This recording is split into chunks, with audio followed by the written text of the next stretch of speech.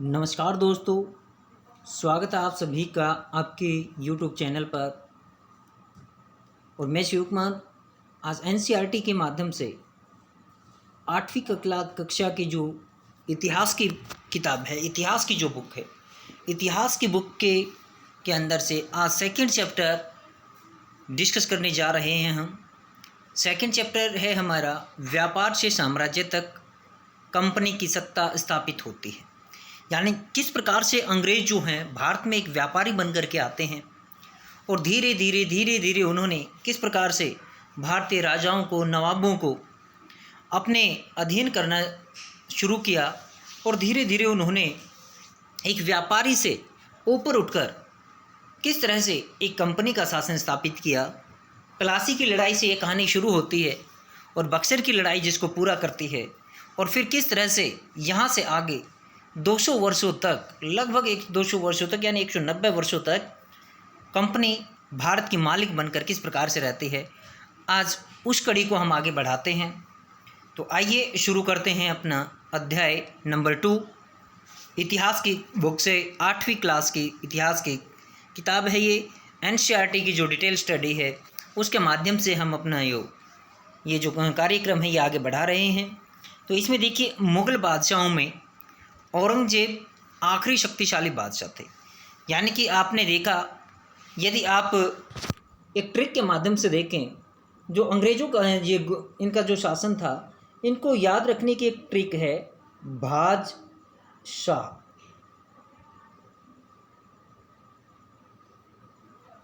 बादशाह ये 6 ऐसे शासक हुए हैं, 6 की 6 ये आपके जो मुग़ल बादशाह हुए, बाबर, हुमायूं, अकबर, जहांगीर, शाहजहां, औरंगजेब।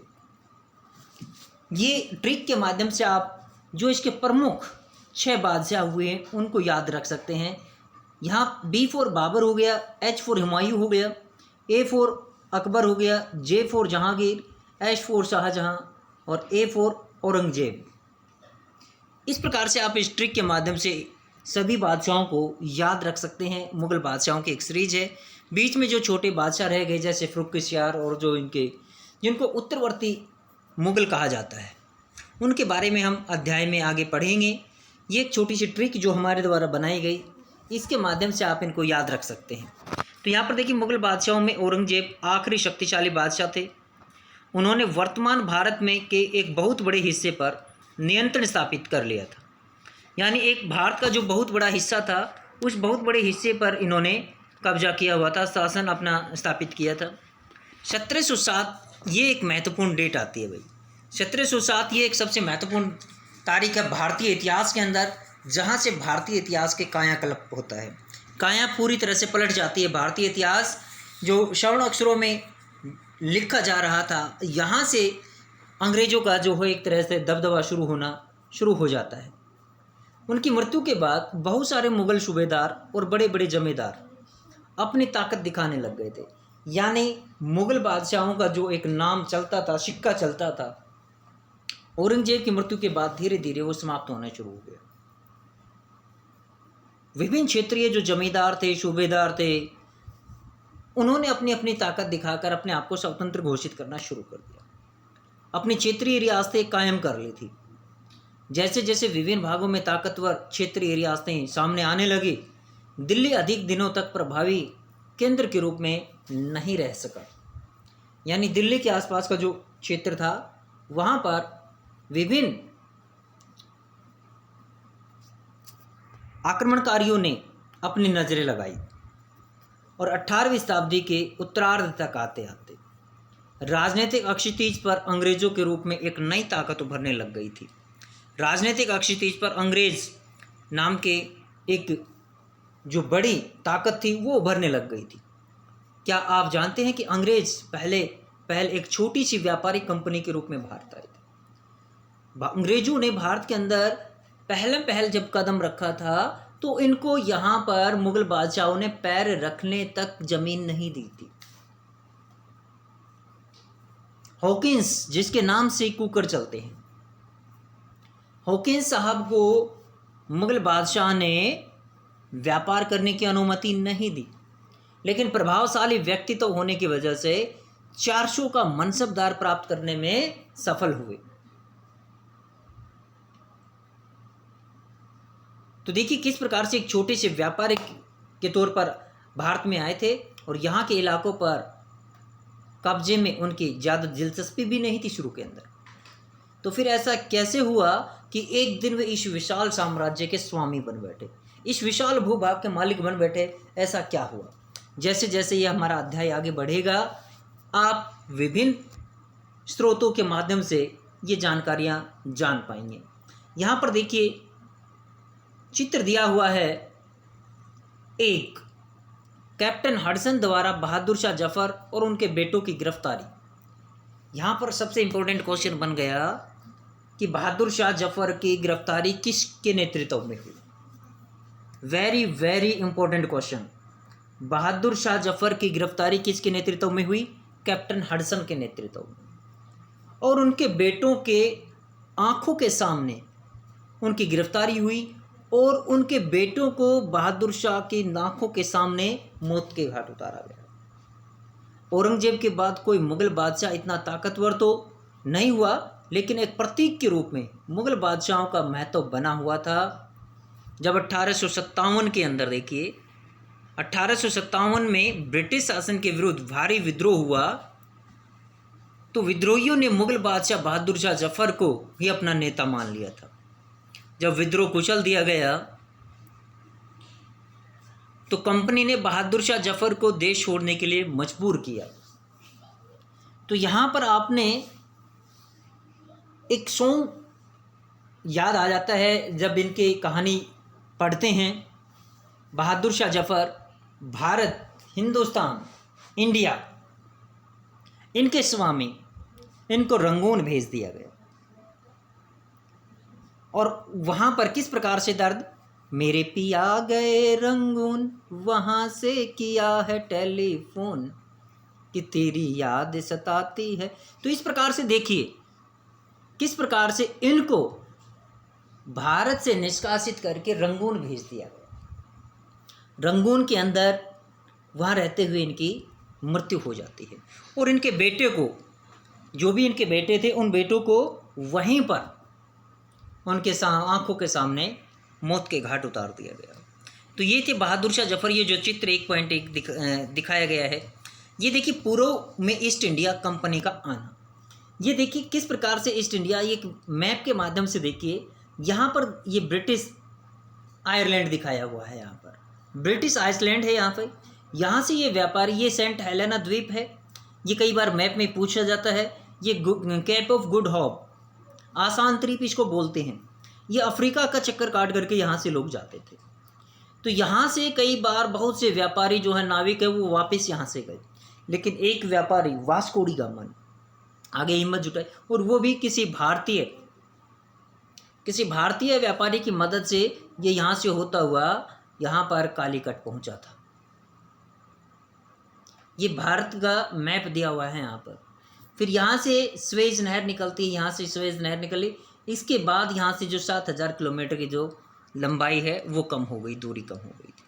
तो इस मैप के माध्यम से ये दिखाया गया है कि कहाँ पर अंग्रेज, यहाँ पर अंग्रेज और कहाँ पर भारत, इस पर किस प्रकार से कब्जा किया इन्होंने। तो देखिए 1600 में ईस्ट इंडिया कंपनी ने इंग्लैंड की महारानी एलिजाबेथ प्रथम से चार्टर अर्थात इजाज़तनामा हासिल कर लिया। इजाज़तनामा यानी एक तरह से पूर्वी देशों के साथ व्यापार करने का एक अधिकार प्राप्त किया इन्होंने, जिससे कंपनी को पूर्व से व्यापार करने का एक अधिकार मिल गया। इस इजाज़तनामे का मतलब ये था कि इंग्लैंड की कोई और व्यापारिक कंपनी इस इलाके में ईस्ट इंडिया कंपनी से होड़ नहीं कर सकती थी। यानी ईस्ट इंडिया कंपनी से पूछे बगैर यहाँ पर व्यापार नहीं कर सकती थी। इस चार्टर के सहारे कंपनी समुद्र पार जाकर नए इलाकों को खंगाल सकती थी। वहाँ पर व्यापार के जो तौर तरीके उनको ढूंढ सकती थी, व्यापार की नई किस्में वहाँ पर शुरू कर सकती थी, व्यापार नए तरीके से शुरू किया जा सकता था।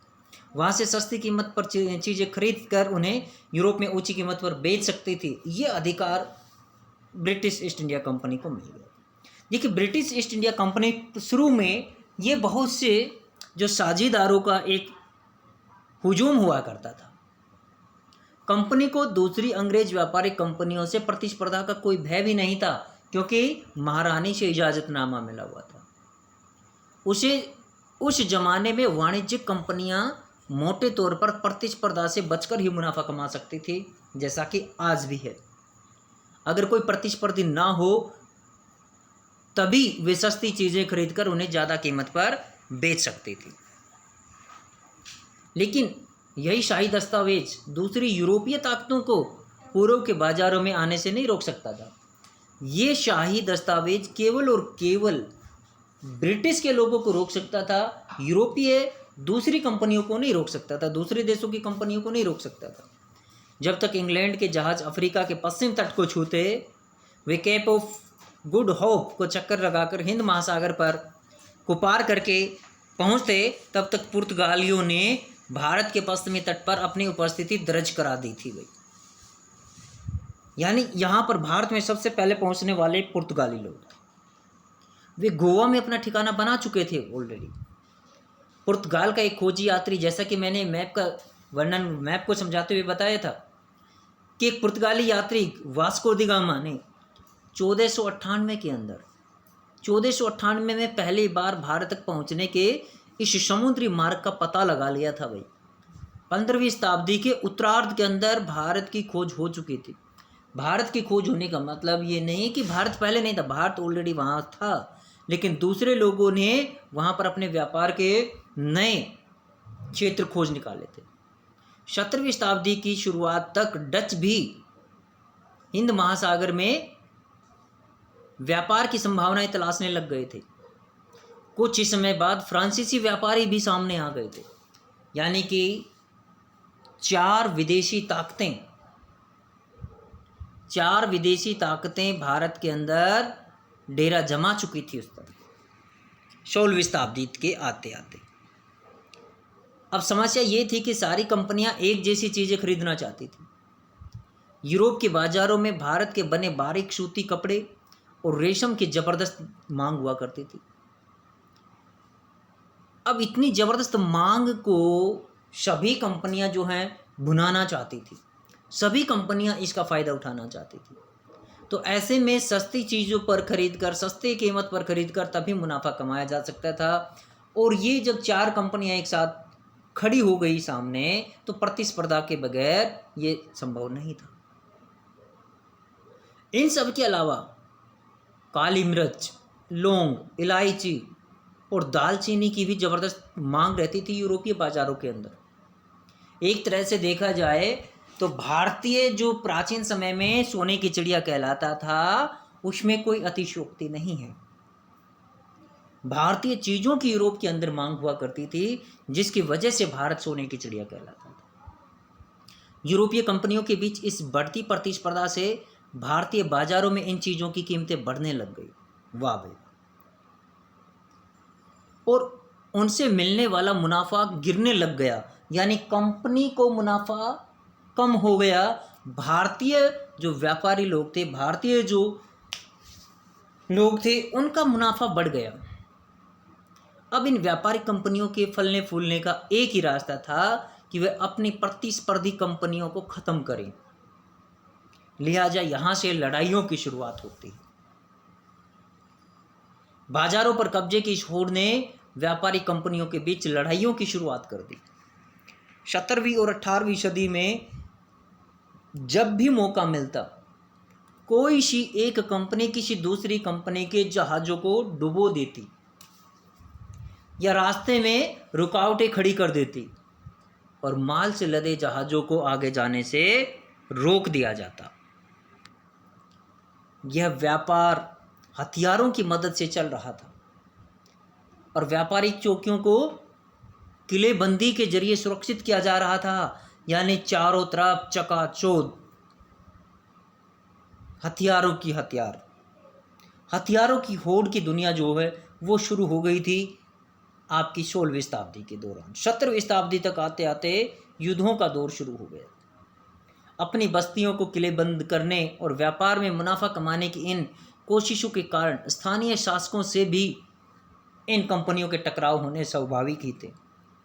लिहाजा स्थानीय राजाओं ने भी कंपनियों को अपने बाजारों की किलेबंदी करने से रोका, जिसका परिणाम आगे चल कर के भारत के अंदर जो 1757 की प्लासी की लड़ाई है उसकी परिणति हुई। तो इस प्रकार व्यापार और राजनीति को एक दूसरे से अलग रखना कंपनी के लिए मुश्किल होता जा रहा था, और आगे इसमें कंपनी ने किस प्रकार से अपनी चाल चली, किस प्रकार से बंगाल के नवाबों को अपनी ओर खींचा, ये हम नेक्स्ट वीडियो में डिस्कस करेंगे। आज के लिए इतना ही। Thank you. Have a nice day.